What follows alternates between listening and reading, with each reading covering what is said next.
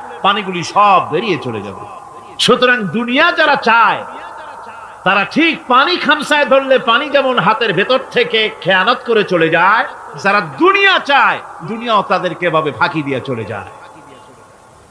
তবুও দুনিয়ার মায়া মানুষের এত বেশি।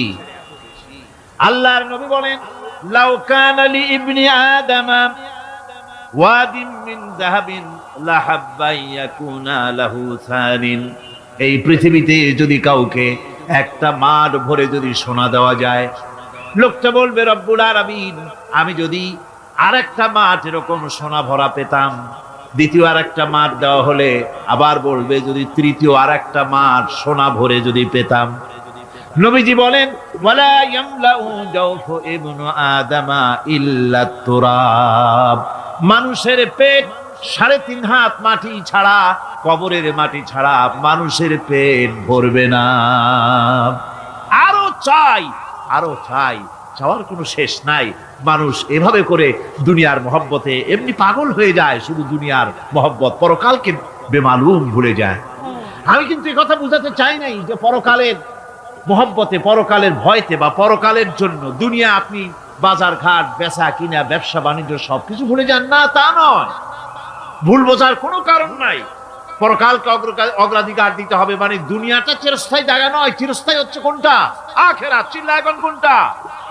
সুতরাং এখানে যা করতে হবে, আখিরাতে জবাবদিহিমূলক জীবন যাপন করতে হবে। আপনি ব্যবসা করবেন, ওজনে কম দিতে পারবেন না। আপনি খাদ্যে ভেজাল দিতে পারবেন না, চুরি করতে পারবেন না, ডাকাতি করতে পারবেন না, জেনা করতে পারবেন না, বদমাশি করতে পারবেন না, মদ খেতে পারবেন না, সন্ত্রাসী হতে পারবেন না, হাইজাকার হতে পারবেন না, চাঁদাবাজ হতে পারবেন না, মুনাফাখোর হতে পারবেন না, আপনি চোরা কারবারি হতে পারবেন না, ঘুষখোর হতে পারবেন না, সুদখোর হতে পারবেন না। এই সব কাজ পরকালকে বিশ্বাস করলেই এ সমস্ত কাজ থেকে মানুষ বিরত থাকতে পারে। কথা ঠিক কিনা? এটাই হচ্ছে। সুতরাং এই পৃথিবী থাকবে না। এটা কি চিরকাল থাকবে? না, এর একটা পরিসমাপ্তি ঘটবে।